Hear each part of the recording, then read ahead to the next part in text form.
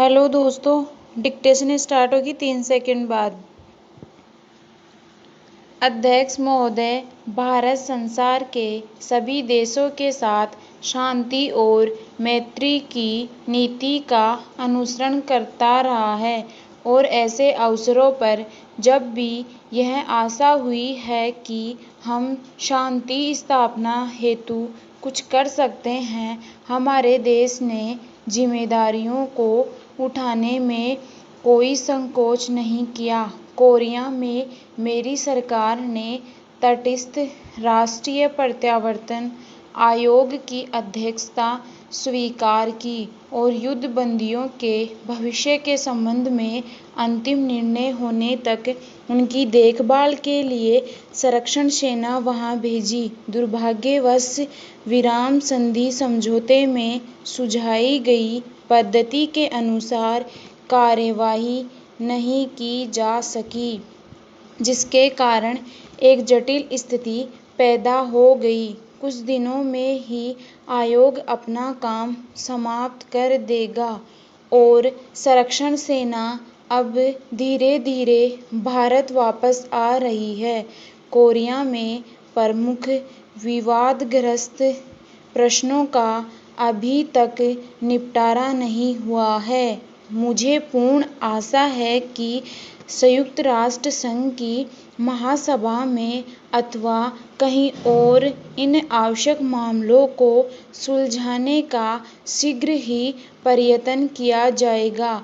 आप सबकी ओर से और अपनी ओर से मैं कोरिया में तटस्थ राष्ट्रीय प्रत्यावर्तन आयोग में अपने प्रतिनिधियों और संरक्षण सेना के अधिकारियों और सिपाहियों की इस बात के लिए प्रशंसा करना चाहूँगी कि उन्होंने एक कठिन और नाजुक काम को बड़ी योग्यता और निष्पक्षता के साथ निभाया।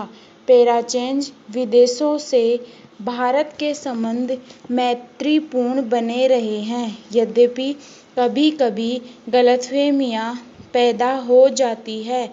इस समय मेरी सरकार के प्रतिनिधि चीनी गणतंत्र की सरकार से तिब्बत के संबंध में सामान्य हित के विभिन्न मामलों पर बातचीत कर रहे हैं। मुझे पूरी आशा है कि इस बात के परिणाम स्वरूप सभी विशिष्ट समस्याओं के बारे में समझौता हो सकेगा। सोवियत संघ और कई अन्य देशों से हमारी व्यापारिक संधियां हुई है। पिछले वर्ष हमारे प्रधानमंत्री पाकिस्तान के प्रधानमंत्री से मिले। ये मुलाकातें मैत्रीपूर्ण थी और इनके फलस्वरूप दोनों देशों के बीच कई एक विवादग्रस्त मामलों के बारे में, जो बहुत दिनों से चले आ रहे थे, पारस्परिक सद्भावना पैदा हो सकी। इस दिशा में हम कुछ आगे बढ़े थे, पर दुर्भाग्य से कुछ ऐसी घटनाएं घटी जिसके कारण प्रगति में रुकावट पड़ रही है। मुझे खुशी है कि मेरी सरकार और श्रीलंका की सरकार के बीच श्रीलंका के भारतीय प्रवासियों के प्रश्न पर समझौता हो गया है।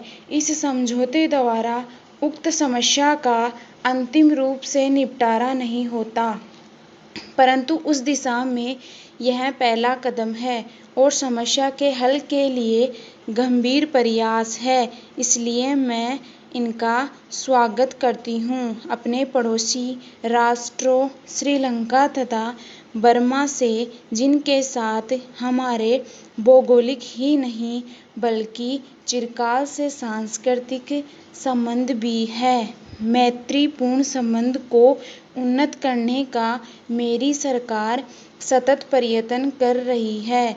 पश्चिमी एशिया के देशों और मिस्र के साथ हमारे संबंध मैत्रीपूर्ण और पारस्परिक सहयोग के रहे हैं। सूडान के निर्वाचन आयोग के अध्यक्ष के रूप में हमारे मुख्य निर्वाचन आयुक्त की सेवाओं की प्रशंसा की गई है और चुनाव व्यवस्थित ढंग से संपन्न हो गए हैं। Para change.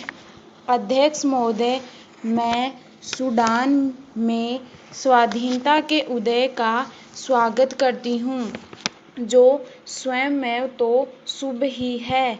चिरकाल से त्रस्त और आजकल भी अनेक संकटों के शिकार अफ्रीकी भूखंडों की भावी उन्नति के लिए भी यह एक शुभ लक्षण है। गत वर्ष इस अवसर पर मेरे अभिभाषण के बाद भारतीय संघ में आंध्र नामक नए राज्य का उदय हुआ। भारतीय राज्यों में इन अभिवृद्धि का मैं स्वागत करती हूँ और नए राज्य की सफलता की कामना करती हूँ। भारत में राज्यों के पुनर्गठन की मांग को देखते हुए मेरी सरकार ने इस कार्य के लिए एक आयोग की स्थापना की है, जिसमें योग्य और अनुभवी सदस्य रखे हैं। यह कार्य बड़ा और ऐतिहासिक महत्व का है।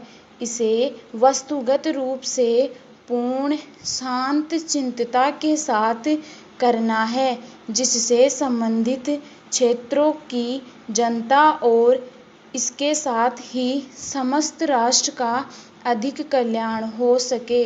मुझे पूर्ण विश्वास है कि इस आयोग के काम में सभी लोग सद्भावना और समझदारी के साथ सहयोग देंगे। हमारे संघ के 2 राज्यों में तिरुवांकुर, कोचीन और पटियाला तथा पूर्वी पंजाब रियासती संघ में आजकल आम चुनाव हो रहे हैं। उपर्युक्त दूसरे राज्यों में संविधान सुचारू रूप से नहीं चल सका और नए चुनाव होने तक प्रशासन का कार्यभार मुझे अपने अधीन लेना पड़ा। Para change. हमारी प्रथम पंचवर्षीय योजना की आधी अवधि समाप्त हो चुकी है। कुछ मामलों में प्रगति इतनी अच्छी नहीं हुई जितनी हम आशा करते थे, परंतु कुछ अन्य मामलों में महत्वपूर्ण प्रगति हुई है। सामुदायिक योजना कार्यों के कार्य में विशेष रूप से उन्नति हुई है और राष्ट्रीय विकास कार्यों में भी, जिसका श्री गणेश अक्टूबर 1953 में हुआ था, संतोषजनक उन्नति हुई है। इस कार्य में जनसाधारण का योगदान बहुत उत्साहवर्धक है। इस कार्य का यह पहलू बहुत ही आशाजनक है।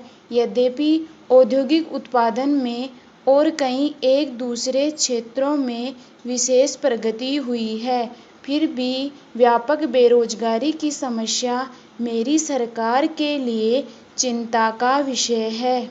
लोगों को अधिक रोजगार दिलाने के उद्देश्य से योजना आयोग पहली पंचवर्षीय योजना पर पुनर्विचार कर रहा है। साधारण आर्थिक स्थिति में बराबर सुधार हुआ है। 1952 से 53 में अनाज का उत्पादन उसके एक वर्ष पहले की अपेक्षा 5 लाख टन अधिक हुआ है और इस वर्ष की स्थिति भी अच्छी है। खाद्य की स्थिति में सुधार बहुत संतोषजनक है और देश इस दिशा में आत्मनिर्भरता के लक्ष्य की ओर तेजी से आगे बढ़ रहा है। औद्योगिक उत्पादन में विशेषकर सूती कपड़े, कागज, रासायनिक पदार्थ, बाइसिकल, नमक और बहुत से इंजीनियरिंग संबंधी उद्योगों के क्षेत्र में उत्पादन काफ़ी ज़्यादा हो रहा है। औद्योगिक उत्पादन की सूचक संख्या बढ़कर 1953 में 1345 हो गई, जबकि 1952 में वह 129 थी। युद्ध के बाद से हमारे औद्योगिक उत्पादन का यह उच्चतम स्तर है। इस्पात उद्योग के विस्तार और इस्पात के एक नए कारखाने की स्थापना के संबंध में इस समय अंतिम कार्यवाही हो रही है। पटसन और चाय उद्योग अब अच्छी स्थिति में है। स्टॉप।